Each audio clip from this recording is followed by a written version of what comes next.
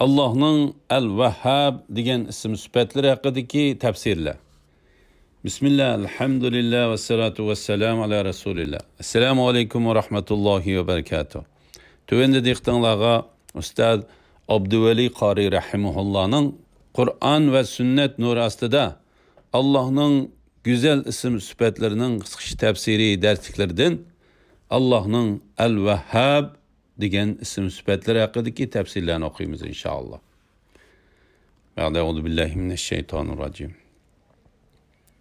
Allah'ın El-Vahhab degan isim sifatları haqidagi tafsirlar. Allah'ın bu isim sifatları Kur'an'da 3 yerda tilga ilingan. Sure Sad 9. ayetida tercümesi yoki ularda g'olib nahayeti keremlik Rabbinin rahmetinin hazineleri bağmı? El-Vahhab merhametlik zat demektir. Şunun bilen birge birer narsa, birer maksat talep qilmasdan merhamet qilg'uchi zat demektir. El-Vahhab fakat Allah subhanahu ve Taala'nın o'zigala tasavvur qilinadigan başka Esmaül Husnaga o'xshagan sifatlardandir. Allah subhanahu ve Taala'ga hamma muhtojdir. Hamma muhtojga onun muhtoj bo'lgan narsasini birer narsa, birer maqsad talab qilmasdan berdi. Ana bendiler ichida ham bende o'ziga Allah'ın mahluqatlari muhtoj bo'lib qolganda ularning ehtiyojlarini hech qanday narsani talab qilmasdan faqat Allah'ın razosini umid qilgan bo'lsa, Allah'ın El-Vahhab sifatidan o'ziga xulosa ajratib olgan kishidir. Uningdan sal tuvanroq martabada, ya'ni oxiratni, jannatni umid qilgan kishidir. Uningdan keyin martaba bo'lsa, inson hayotida ba'zi bir marhamat qilishida maqsadi bo'ladi-ki, ba'zi bir shariat ruxsat qilgan doirada payg'ambar alayhissalatu vassalam hadiya berishinglar bir-biringlarning muhabbatiga sababchi bo'ladi degan. Demak, muhabbatga sabab bo'lish uchun hadiya berish ham şeriatı bo'lganlik uchun bu martabaga erishganlar El-Vahhab sifatidan tuvanroq ulush olgan kishilardir. Endi buningdan boshqa maqsadlar bilan qilgan kishilar El-Vahhab sifatidan mahrum qolgan kishilardir. Kur'an ve hadislerde Allah'ın bu isim sifatlariga aloqador tuvandagi mazmunlar tilga ilingan. Sure Al-Imron 8. ayetida tercümesi Rabbimiz bizni hidayet qilganingdan keyin dillarimizni to'g'ri yo'ldan burib etmagin. Bizga dargohingdan rahmat beg'ishlig'in. Shubhisizki sen bandalaringga atolani bakmu beg'ishlig'uchisan. Sure Al-Imron 7. ayetida tercümesi Ey Muhammed sallallahu aleyhi ve sellem, o Allah sana kitapni, yani Kur'an'ı nazil kıldı. Onun da muhkem, yani manisi uçuk ayetler baki, ula kitapның, yani bütün Kur'an'ın asasıdır. Yine başka muteşabih, yani manisi muayyen emes ayetler vardır.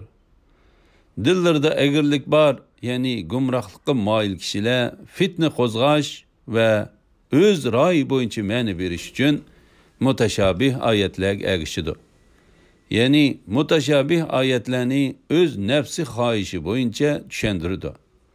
Bundaq ayetlarning haqiqiy ma'nisini faqat Allah biladi. Ilimni to'shqanlar aytidi. Uningga ishondik. Hammasi Rabbimiz tarafidan nazil bo'lgan. Buni faqat aql egillarila tushunadi. Sure Sad 35. ayetida tercümesi Süleyman aytdi: Rabbim, bana mağfiret qilgin. Bana menden keyin, menden başka hiç adamga müyesser bo'lmaydigan padişahlıqni ata qilgin. Sen hakikaten köp ata qilg'uchisan. Sure Sad 36. ayetida biz Süleyman'a şamalni bo'ysundirib berdik. Şamal Süleyman'ның buyrug'i bo'yicha u xohlagan tarafga larzan mang'atdi. Sure Sad 39. ayetida tercümesi biz Süleyman'a aytdikki, bu bizning sana bergan keng atoyimiz. Onundan sen xohlagan kishiga bergin yoki bermagin, bu haqda sendan hisob elinmaydi. Sure Sad 40. ayeti. Tercümesi u bizning dargohimizda haqiqatan yaqinlikqa va yaxshi oqibatga ega bo'ladi. Sure Shuara 21. ayetida tercümesi sizlardan qo'rqib, sizlardan qochdim. Rabbim bana hikmet ata qildi, meni payg'ambar qildi. Sure Safat 100. ayeti. Tercümesi Rabbim bana bir yaxshi farzand ata qilgin.